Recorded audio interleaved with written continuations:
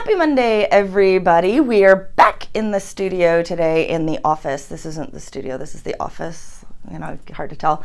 Anyway, we are back after a convention. We went to San Diego Startup Week, which was a great convention, obviously designed for startups in the name, but specifically for tech startups a little bit more, although any startup is a startup and follows similar things. So, we got to go. We were a vendor this time, and that was really cool to be a vendor table. Had an incredible weekend, getting to meet lots and lots and lots of people, great engagement.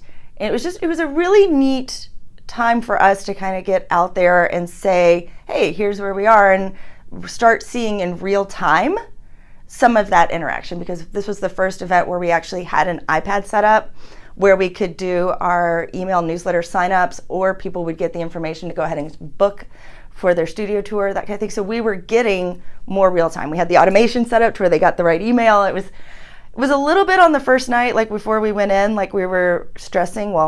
I was stressing a lot, and Ben was dealing with me stressing a lot and getting that together. But it all worked really, really well.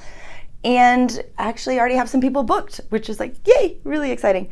Something that we did that was really funny is we set up a selfie booth there. And originally it was going to be part of where we were, but because of the way it was laid out for the tables, we couldn't really do a selfie booth so we set it off just really close to where we were so we could still see the equipment and everything. But rather than it being obvious that we were sitting here saying, hey, take a selfie at our booth, it meant people were taking selfies with our backdrop in their background. So a little bit of subtle marketing there that we went out in a lot of people's social media feeds, even if they didn't realize it. So I consider that a win right there. And we got to see some great photos come out of it too that people posted. Just the interaction was great. Going back, normally when we set up and we get to share what we do, people get excited about it. And so that's pretty much the normal routine. Like we say, oh, well, here's what we do. Oh, that's really exciting.